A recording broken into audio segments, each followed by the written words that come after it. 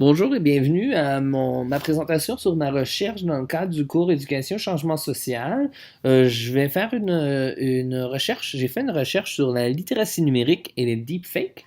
Pour vous donner un peu de contexte, il y a quelques mois, j'avais un élève en septième année qui était complètement enragé, hors de contrôle, était rouge, il ne pouvait plus, tellement en colère.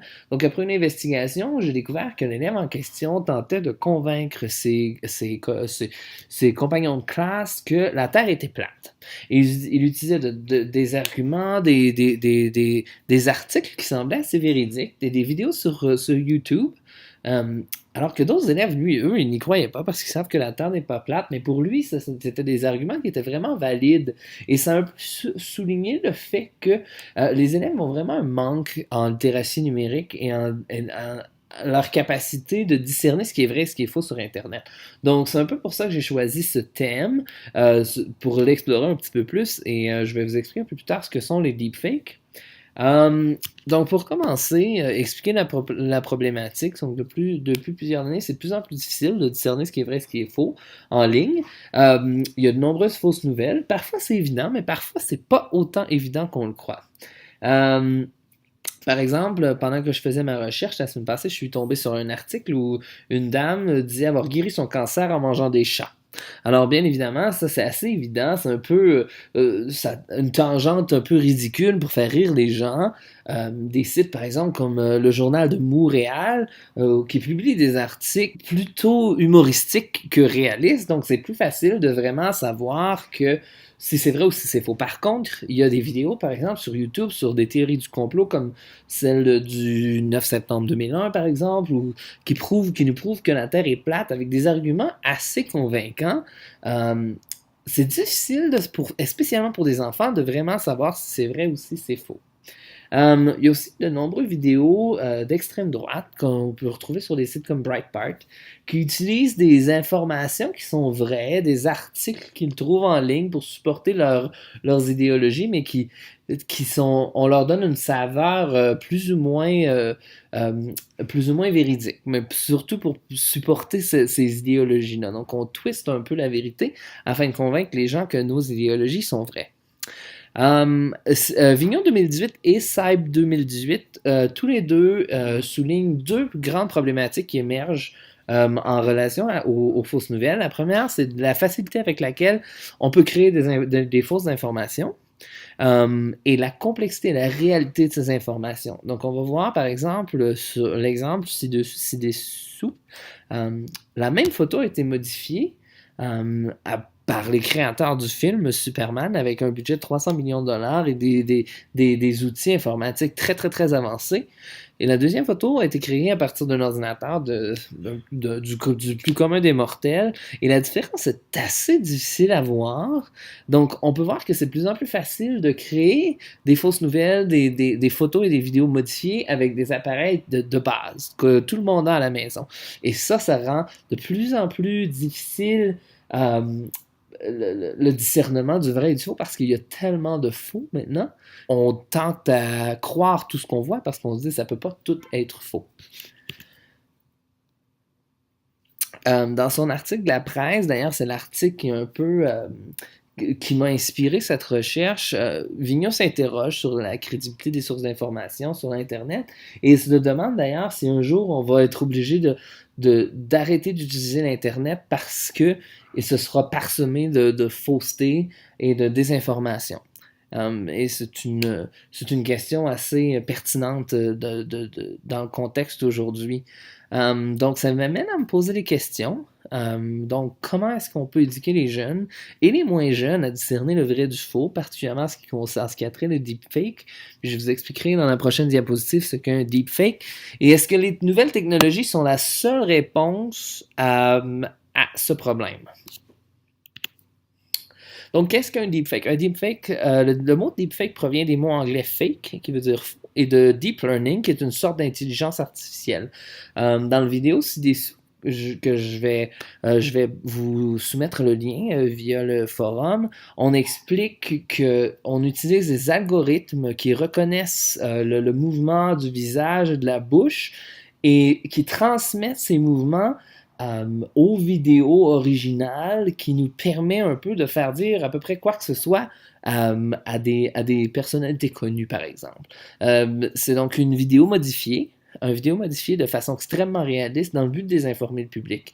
Dans l'exemple suivant, vous allez voir qu'un journaliste, en fait, a créé des deepfakes simplement pour nous faire réaliser à quel point c'est facile, mais à quel point on peut vraiment changer la vision d'une personne connue, particulièrement de politiciens. Ici, dans cet exemple-ci, c'est Barack Obama, où on leur fait dire à peu près n'importe quoi.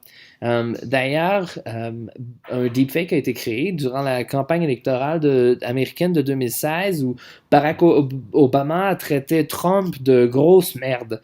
Et évidemment, ça a été prouvé en fait que c'était un deepfake, c'était pas une vraie vidéo. Et malgré tout, pendant mes recherches, je suis tombé sur 2 articles qui citaient et qui tentaient de discréditer Barack Obama à cause de ses propos. Alors que ses propos, ça a été prouvé. Il n'a jamais dit ça. C'était dans un autre discours et c'est quelqu'un qui a utilisé des algorithmes d'intelligence artificielle pour créer cette vidéo à partir d'une vidéo originale. La recherche relève que définitivement la désinformation, les fausses nouvelles et les deepfakes sont extrêmement dangereux. Selon une étude du Media Insight Project, 88% des élèves interrogés, des étudiants interrogés, consultent régulièrement Facebook comme source d'information. D'ailleurs, 65% d'entre eux, 62% d'entre eux, 47% d'entre eux utilisent Facebook à tous les jours pour s'informer sur la politique nationale. Donc, on comprend pourquoi on en retrouve autant sur Facebook des fausses nouvelles, des deepfakes, parce qu'on sait que c'est là que beaucoup de gens s'informent, particulièrement en termes de politique nationale. Il y a d'ailleurs, Sabe relève d'ailleurs que plusieurs acteurs de politique américains croient que les deepfakes vont éventuellement menacer la démocratie américaine parce qu'ils permettent vraiment d'influencer, c'est un outil puissant qui permet d'influencer l'opinion des gens de certaines personnalités politiques. Donc Sam Weinberg a mené une étude d'ailleurs avec la Stanford History Education Group qui prouve que autant les jeunes que les moins jeunes, autant les gens éduqués et intelligents que les sociétés sous-éduquées se font prendre à ce jeu-là. Donc des gens avec de très très crédibles, avec de très hauts QI, se faisaient tout de même prendre en ce qui attrayait à des deepfakes et des fausses nouvelles. Donc c'est pas quelque chose qui est facile à discerner. Ici, on a l'exemple à SNL de Alec Baldwin qui faisait un sketch sur Donald Trump. Et d'ailleurs, ce sketch a été utilisé pour créer un deepfake. Donc, on voit Donald Trump qui, dans un discours, utilise des propos totalement absurdes utilisés par Alec Baldwin dans Saturday Night Live.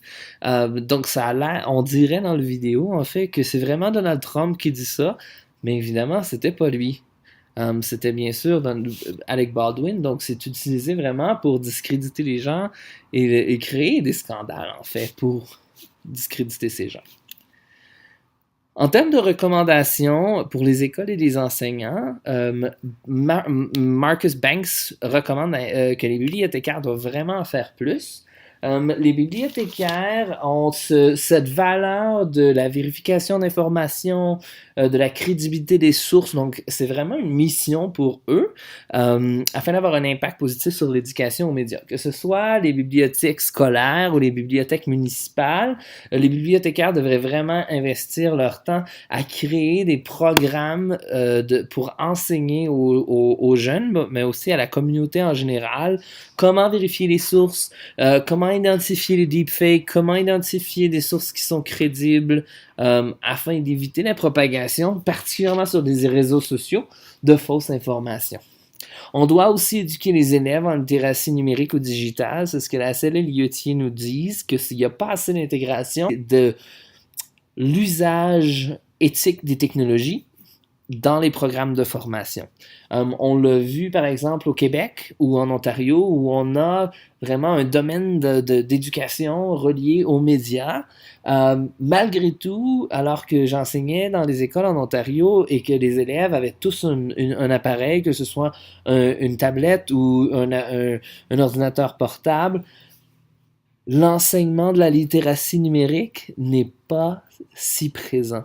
D'ailleurs, Signe 2008 nous offre de nombreuses façons de vérifier l'information consultée en ligne. C'est une série de questions auxquelles on doit répondre et qui vont vraiment nous faire réfléchir à savoir est-ce que c'est vraiment une source crédible? Ça semble vraiment très évident et très absurde comme question, mais ce sont des questions très très efficaces, spécialement pour les plus jeunes élèves. On recommande aussi d'éduquer les parents. Banks encore qui nous propose d'éduquer les parents afin qu'ils puissent créer ce qu'ils appellent un scepticisme positif. Donc, c'est de commencer à sensibiliser les enfants à réfléchir aux sources, mais aussi à l'information qu'ils ont, à réfléchir est-ce que ça a du sens, est-ce que je peux rechercher une autre source pour confirmer ces propos, afin d'éviter que les enfants croient tout ce qu'ils lisent sur Internet. Donc les écoles peuvent créer des ateliers en soirée afin d'éduquer les parents, parce que les parents sont généralement pas des natifs du web. Donc, c'est plus difficile pour eux de discerner le vrai du faux et d'éduquer leurs enfants. Donc, si on peut passer par les parents, ils peuvent supporter cette sensibilisation, particulièrement au deepfake, dès un jeune âge, parce que les deepfakes, c'est probablement le plus difficile à discerner. On les appelle d'ailleurs les fausses nouvelles sur les stéroïdes, parce que c'est vraiment très puissant, très réel, et c'est vraiment difficile à les discerner. Donc, le plus tôt on commence à éduquer nos enfants, le meilleur c'est. Bien que cette éducation éventuellement sera en place, c'est pas un antidote. Ce sera pas un changement sociétal total. Donc, on doit continuer à développer des technologies qui nous permettent de détecter l'information fausse sur Internet. Shu, Mahudeswaran et Liu ont d'ailleurs proposé une application qui s'appelle Fake News Tracker, qui s'est révélée assez efficace, qui nous permet justement de détecter des sources douteuses sur Internet. D'ailleurs, on constate sur Facebook, lorsque des articles sont publiés, il y a une alerte au bas de la publication qui nous prévient que cette publication est un peu douteuse, que le site ou l'auteur n'est pas nécessairement une personne crédible. Donc, ce sont dans les médias sociaux, on a remarqué dans les dernières années qu'il y a vraiment une poussée pour contrer la désinformation sur les réseaux sociaux. On propose d'ailleurs aussi d'utiliser des infrastructures en place comme les chaînes de blocs ou les blockchains, et qui nous permettent en fait de stigmatiser ces auteurs et ces sites qui sont douteux, afin d'attester de l'origine de l'information.